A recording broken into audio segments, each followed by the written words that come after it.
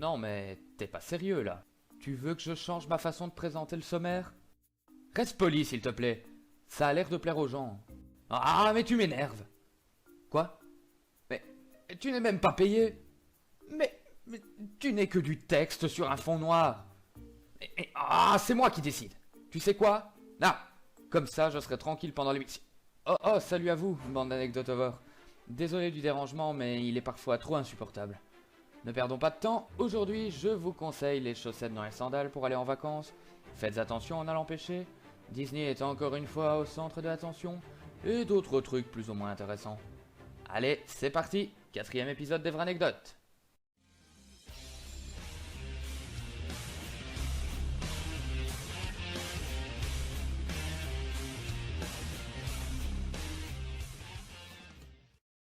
Commençons par un petit exercice. Voici une phrase anglaise. Je ne vais pas vous la lire vu mon accent. Ah, ça fait du bien quand même. Bref, le but de l'exercice est de compter le nombre de F présents dans cette phrase. Allez-y. Prenez votre temps. Pas trop quand même. Pom pom pom pom. C'est bon? Alors, vous en avez compté 3 ou 4? Perdu. Il y a 6 F dans cette phrase. Et voici la preuve.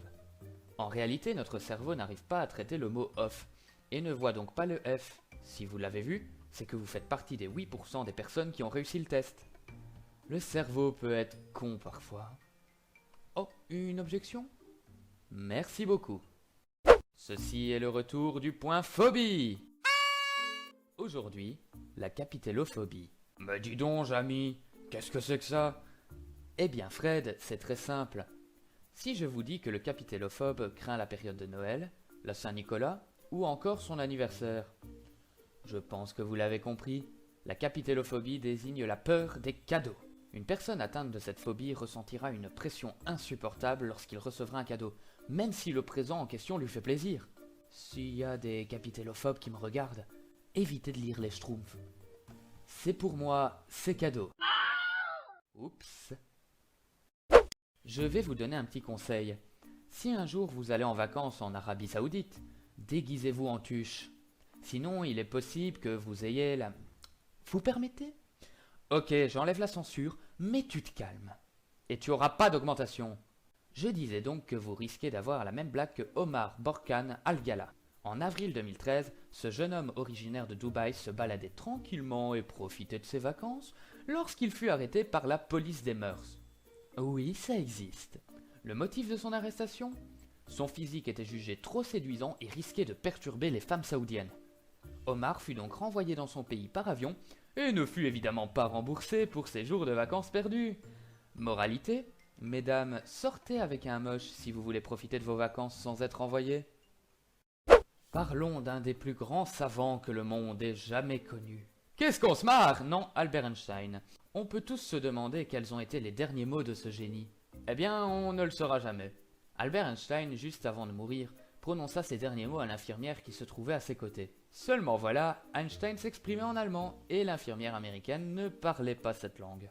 Nous ne saurons donc jamais ce qu'il a voulu dire. Il a peut-être voulu nous apprendre le sens de la vie, nous révéler un élément incontournable de la physique, du temps ou de l'espace, ou alors il voulait juste un verre d'eau.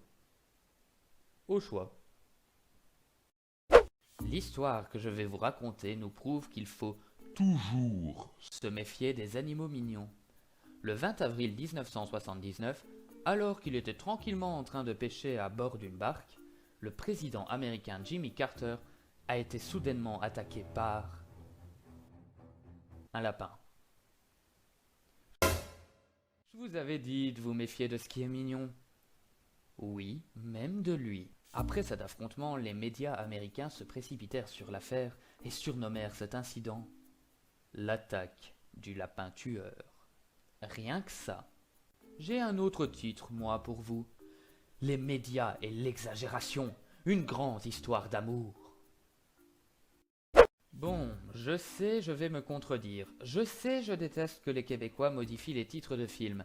Mais là, c'est compréhensible. Ce changement touche le film « Chérie, j'ai rétréci les gosses ». Je dis que c'est compréhensible car, si vous connaissez un peu leurs expressions, Vous savez que les gosses signifient... les testicules. Oui, je sais, ça tourne encore autour du slip, mais j'y peux rien s'ils ont des expressions étranges. Pour revenir au film, le titre a été changé par « Chérie, j'ai réduit les enfants ».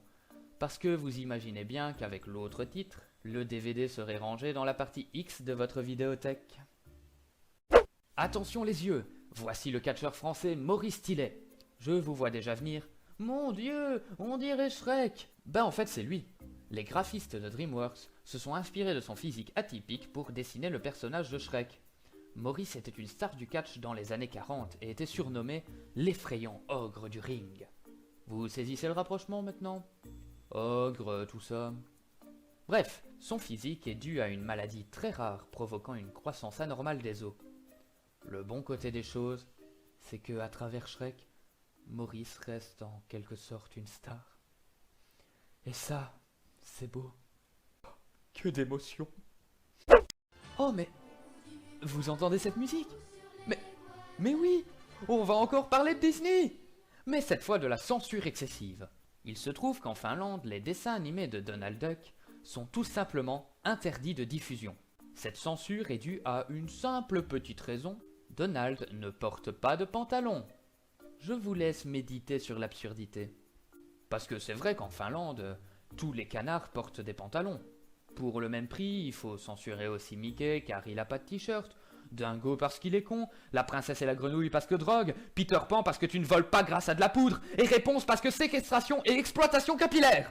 Voilà, censure excessive. Ah oui, la Belle et le Clochard car les chiens ne parlent pas, et aussi...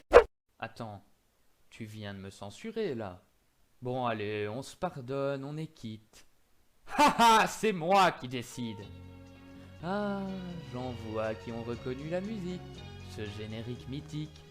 La petite Carrie qui tombe et dévale la colline, et se fait bien mal. Oui, la chute aussi mythique que le générique lui-même s'est réellement passée. La petite s'est tellement fait mal que le réalisateur décida de garder la prise. Les plus grands moments de cinéma sont souvent ceux improvisés.